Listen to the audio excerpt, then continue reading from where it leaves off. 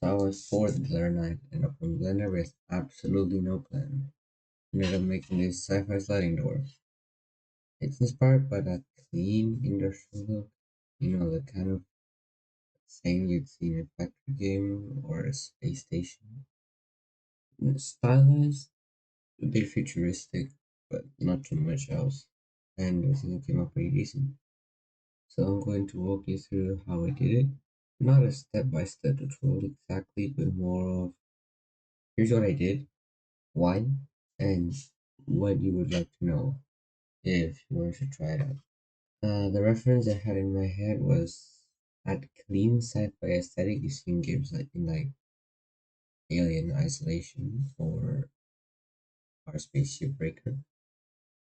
Anything with clean doors, not grimy, not post-apocalyptic, just clean.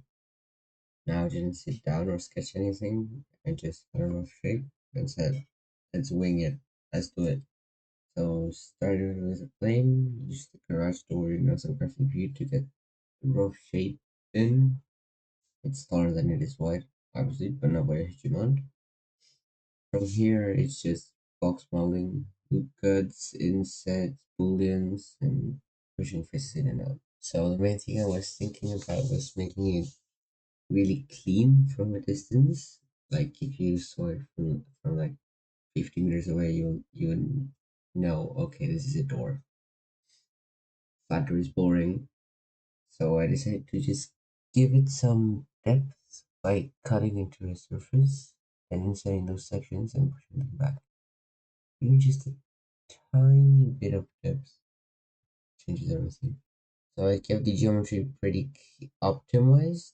Quads where I can manage it, especially in beveled surfaces, but use tries on flat faces as they don't affect shading. And hard surface modeling doesn't require perfect topology, but clean quads make even wrapping less of a nightmare later. With a habit, honestly, but sometimes I just ignore it. Just keep it simple. Quads on curved surfaces and tries or hexagons are fine on flat surfaces. That's it. For the edges, I will bevel them later with the bevel node and the shader editor is a mix of a stylized and realistic door, so I was going for something to let you highlight. That node does the job without any geometry. So didn't go onto a hyper optimization route on this one. It's stylized properly, so it stays low. Could I have optimized it further? Yes. Will I? Absolutely not. Then texturing is where it actually started to look more like a sci-fi door rather than just panel sets. I used a mix of images and nodes. Nothing crazy, just PBR maps altered on top with some nodes. That's it. For the base color, I used a, a PBR titanium, but then decided to tweak the color with a mixed color and a ramp so I could get what I wanted. Just simple. Now for those inner sections which house the teeth, I actually used a different material, more of a grainy one, to maybe show that it is more reinforced. I don't know what I was thinking really.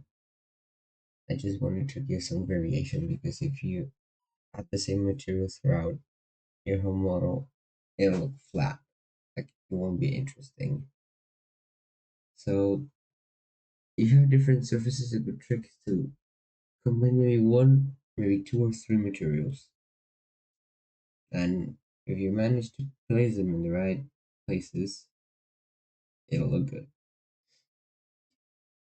Try to keep the color palette kind of tight, not too much variation, as I said, because if you add too much, the sci-fi aesthetic kind of breaks and it starts looking more of a stylized, maybe anime cartoonish model. So didn't want that.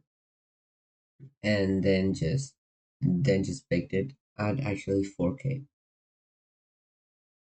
then downscaled it to PNG 1024 by 1024.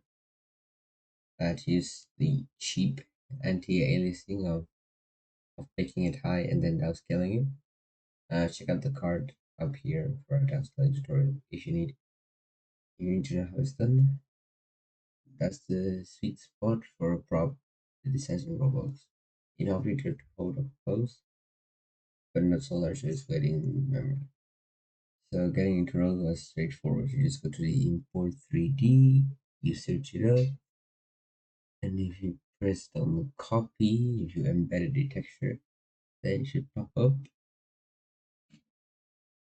And that's it. Just scale it down to something a bit uh, bigger than the Roblox avatar. It's supposed to be a heavy door, and just to taste every minute. And that's where I left it. No scripting. Didn't want to make it move or anything. Just the door itself looks right. Feels like it belongs on a sci-fi map. In my opinion, jumped on for a board Tuesday night. You want to try this out? Just start with a plane and see where you finish. The pound death trick and true variation are what really made it work, and not anything else. Just start, like maybe just start with a plane and do whatever you think is good. It's your model, your imagination, not mine. Do something creative.